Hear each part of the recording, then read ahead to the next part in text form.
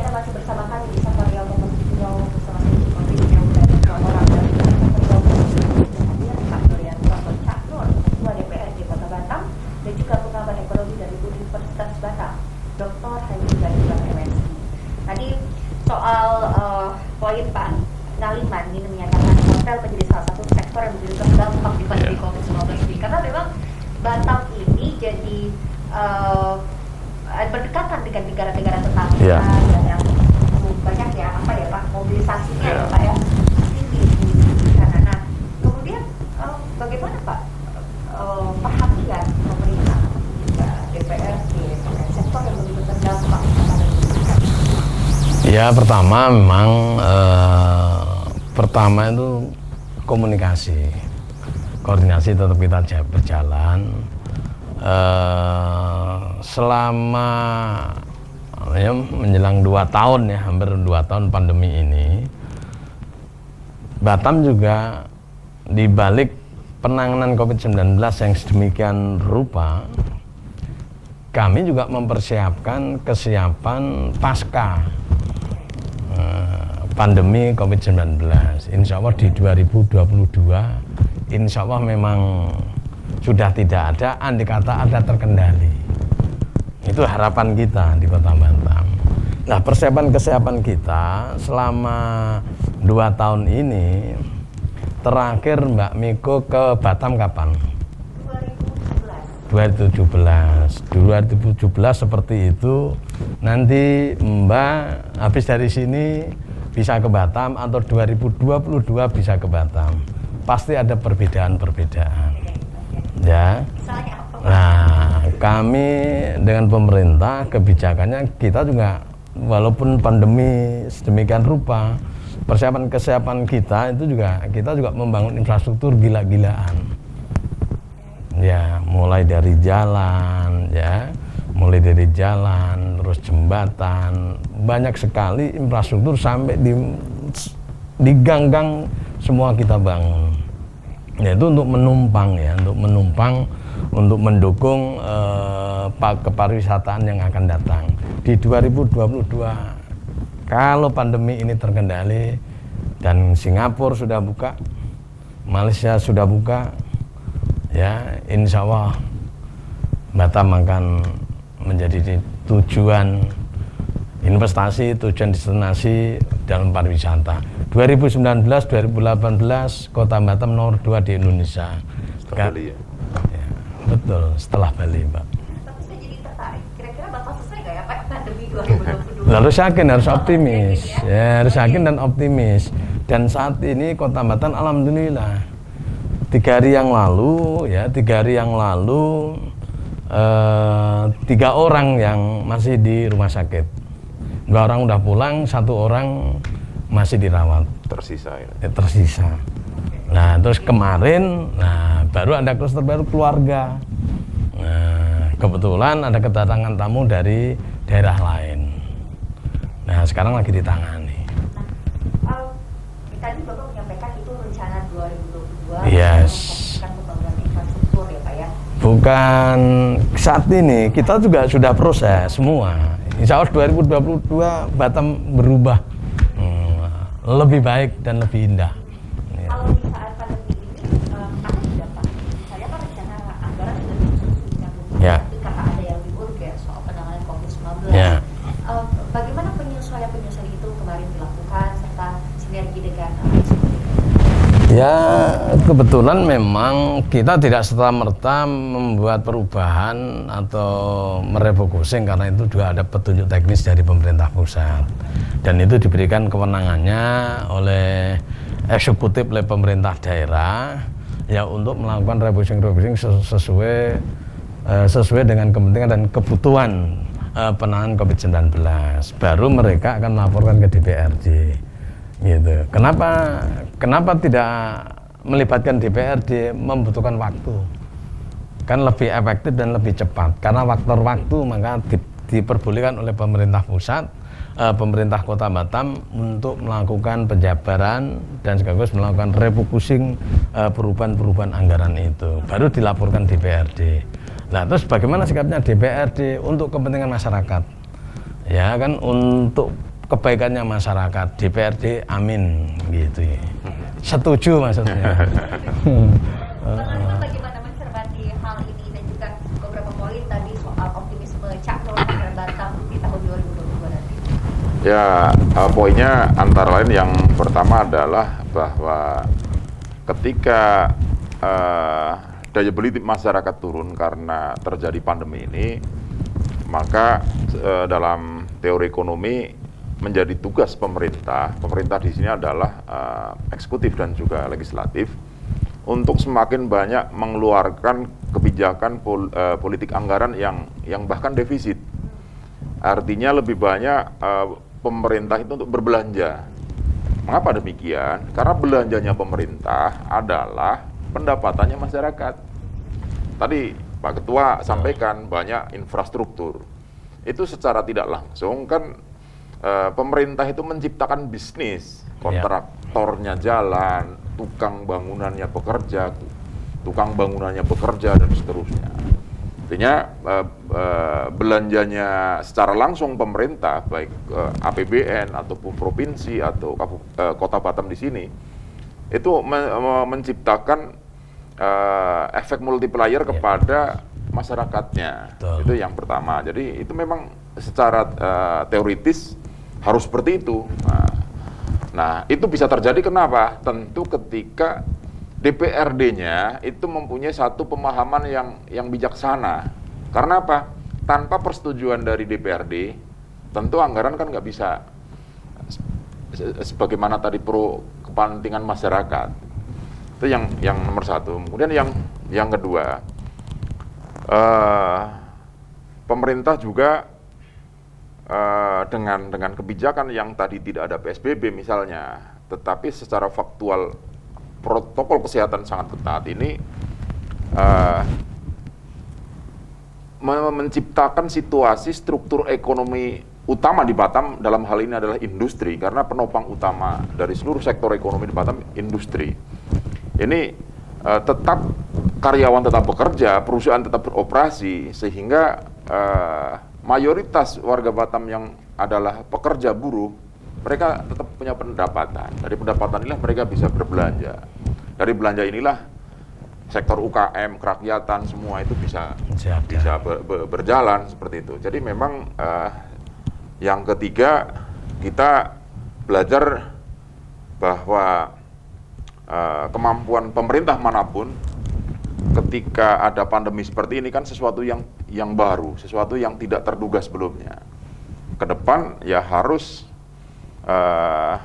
kita mempunyai kebijakan yang istilahnya sedia payung sebelum hujan dalam hal anggaran, belanja tidak terduga seperti ini. Karena kita memang dalam penyusunan anggaran misalnya kota atau provinsi itu, kalau asumsinya keliru nanti juga berbahaya.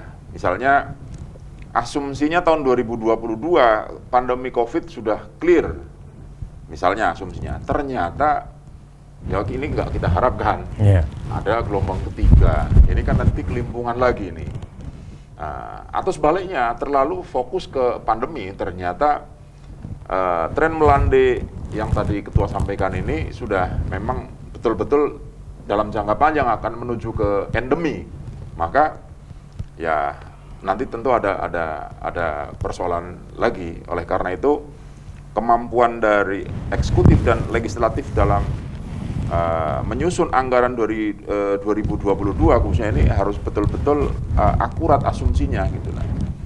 Untuk memastikan asumsi kita akurat bagaimana Pak? Karena ini tidak bisa memastikan ya bagaimana gelombang ketiga pandemi COVID-19 dan lainnya ini akan terjadi. Kita belajar dari anggaran 2021. Misalnya kita dulu kan akhir tahun 2020 ini suasana itu nggak pernah kita bayangkan bahwa tahun 2021 lebih parah daripada 2020. Nah ini kan salah satu pengalaman yang harus kita ambil agar ke depan ini harus hati-hati gitu.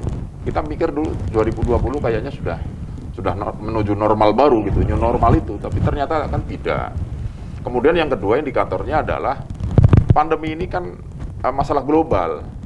Kita tidak boleh melihatnya hanya lokal, regional, nasional. Apalagi seperti Batam ini sebagai pintu terdepan lalu Pintu lintas terbang. masyarakat internasional. Jutaan orang setiap tahun itu keluar masuk pelabuhan. Nah, kalau di Indonesia di Batam termasuknya ini sudah bagus, tetapi kebijakan di luar situasi kondisi pandemi di luar negeri ini bermasalah. Ini kita khawatir nanti yang susah-susah diperjuangkan seperti kondisi saat ini menjadi betul seperti itu. Oke. Jadi gimana cara? Mungkin nambah nih. Tadi kan pertanyaannya optimis tadi 2022, dasarnya apa, indikatornya apa gitu ya. Memang berbeda di 2020 ke 2021.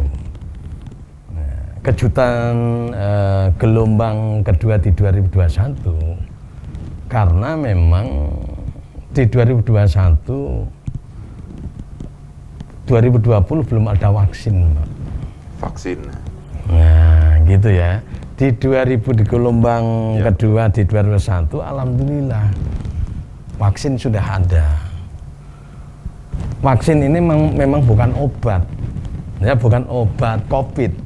Tapi paling tidak vaksin bisa membantu mencegah, menambah imun kita lebih kuat untuk menahan Covid itu. Bukan obat ya, tapi paling tidak mencegah dan menambah imun kekuatan tubuh kita.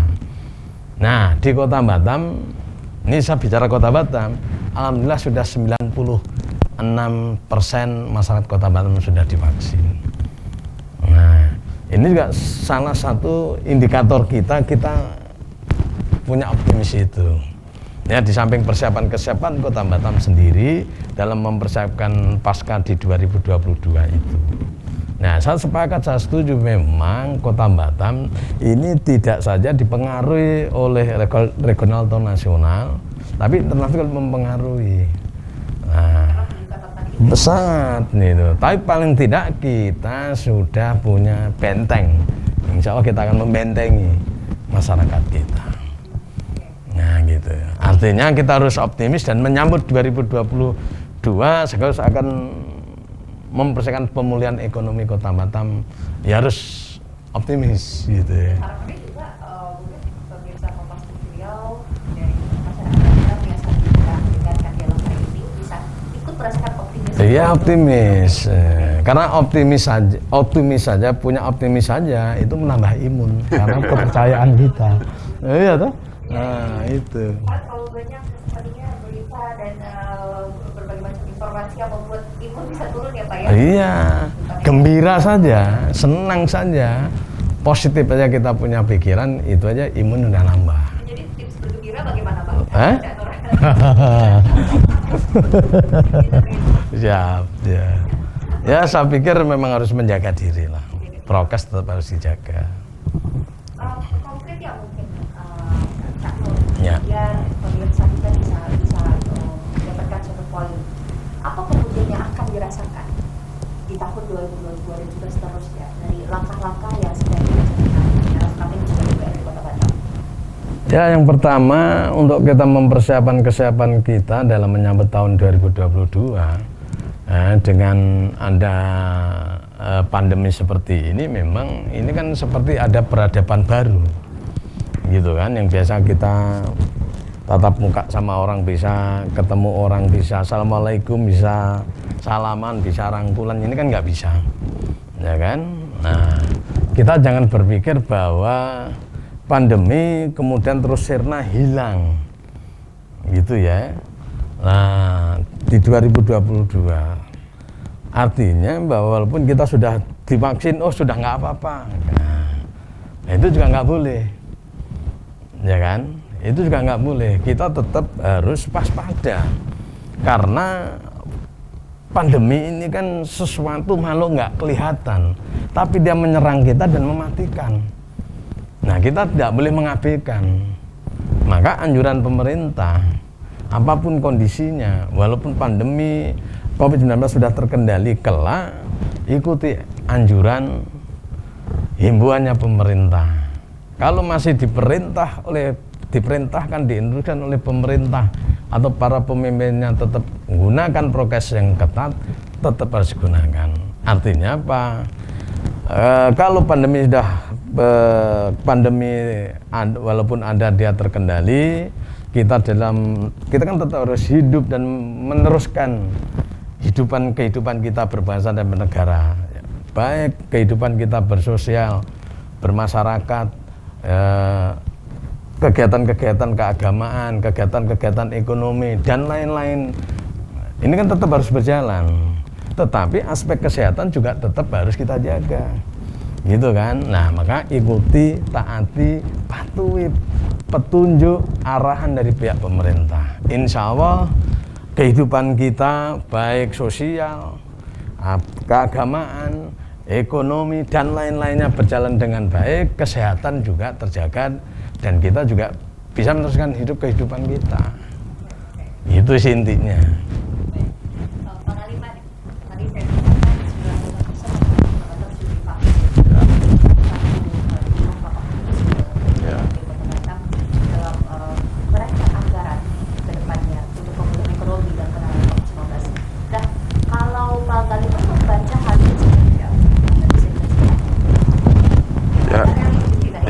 Ya, sebetulnya memang kalau kita lihat data empiris, artinya gelombang kedua yang terjadi tahun 2021 ini untuk wilayah daerah termasuk negara yang sudah ada vaksin itu setinggi-tingginya sekitar 44% dari total sebelumnya. Nah, kalau kemudian hitung-hitungan kami orang kampus kadang berdasarkan data empiris itu kemudian diolah. Jadi seandainya terjadi gelombang ketiga, maka hitung-hitungan data empiris tadi ya sekitar seandainya terjadi pun setinggi-tingginya 50% dari 44% tadi, sekitar 22% saja. Ini kalau metodologi dari sudut pandang mengapa ini terjadi, tentu ada kaitannya dengan vaksin.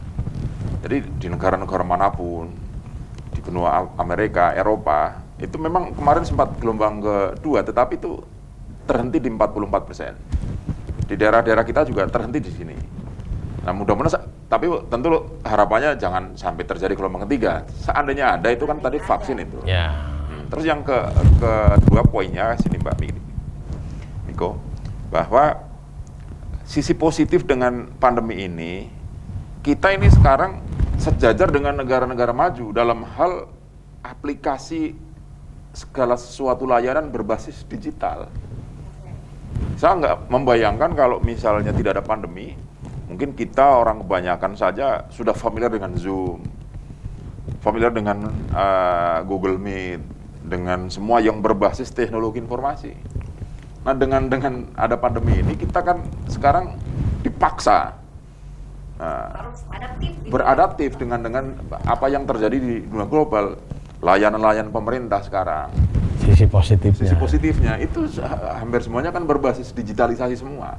Karena faktor social distance itu memaksa kita menjadi tidak perlu ketemu dengan orang. Kadang selama ini salah satu masalah kita kan budaya KKN itu karena masih sering ketemunya pihak birokrasi dengan masyarakat yang perlu layanannya. Nah, dengan ini kan memangkas juga, jadi ada banyak manfaat juga dari keterpaksaan digitalisasi ini. Gitu. Itu analisa dari Pak Ngaliman.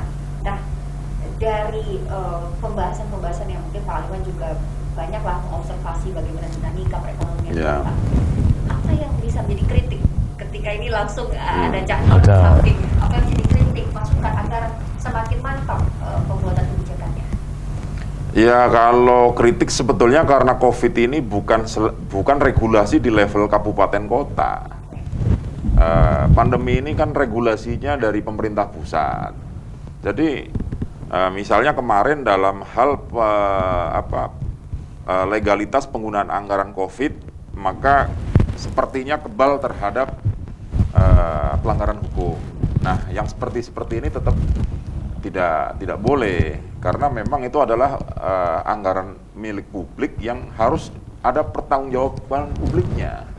Tetapi ini kan bukan di level kabupaten kota. Itu poin yang terpenting sebenarnya di situ, dan kebijakan yang lain semua kan dari pusat, termasuk tadi Pak Ketua sampaikan Batam level 1 saat ini itu kan bukan kami menilai diri sendiri, tapi kan dari Kementerian Kesehatan seperti itu. Tapi kalau misalnya kita bicara soal harapan, Nah, karena kan Pak Marifat pasti bagaimana perekonomian Kota Batam, apa yang menjadi harapan untuk dikuatkan kembali oleh DPR ini harus diperhatikan lebih serius?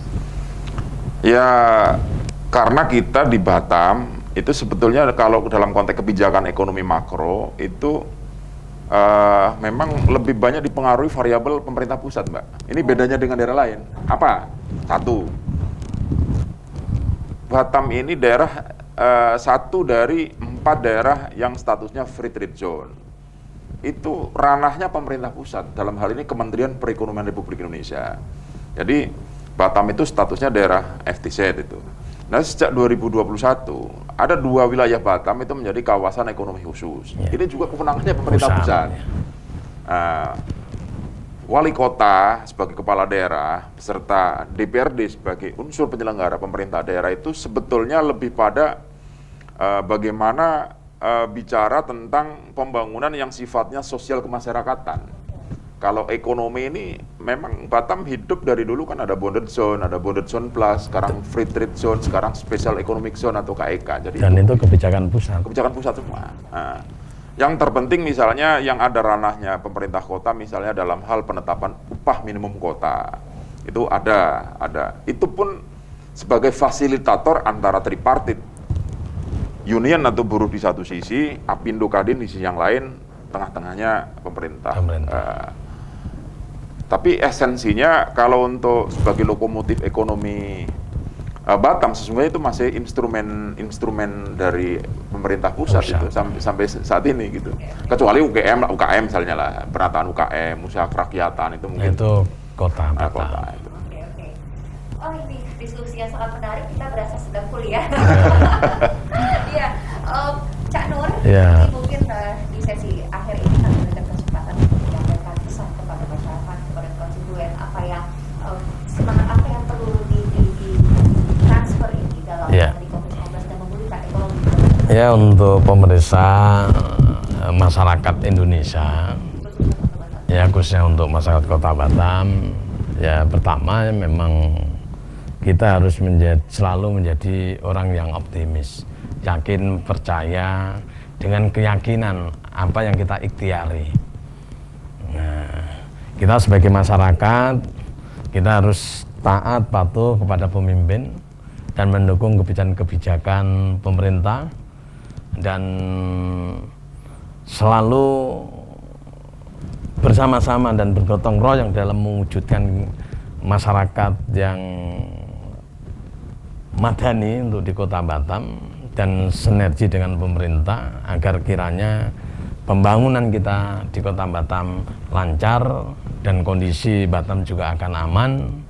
Dan insya Allah antara ekonomi, antara kesehatan dan kerukunan bagi masyarakat Kota Batam itu bisa tercipta dengan baik sehingga terjadi kelancaran pembangunan dari segala lini. Karena perlu ada dukungan. Pemerintah, para pemimpin tidak akan pernah bisa apa-apa jika masyarakatnya tidak memiliki support atau dukungan dan kepercayaan kepada para pemimpinnya. Mungkin itu. Terima kasih Pak Arya, Pak Cak Nur, dan juga Pak Ngaliman. Nanti kalau saya main Batam, saya pengen masuk ke kelasnya Pak Ngaliman. Iya, oke. Gimana Cak Nur? Boleh nggak saya masuk ke kelas Pak Ngaliman nanti ya? Oh, sangat. Boleh. Sangat boleh. Terima kasih sekali lagi Cak Nur dan juga Pak Ngaliman sudah hadir di Kompas kali ini, dan semoga diskusi kali ini menjadi diskursus yang menarik untuk pemirsa yang saat ini menyaksikannya. Dan akhirnya saya di Kompas dan segera menjadi tugas harus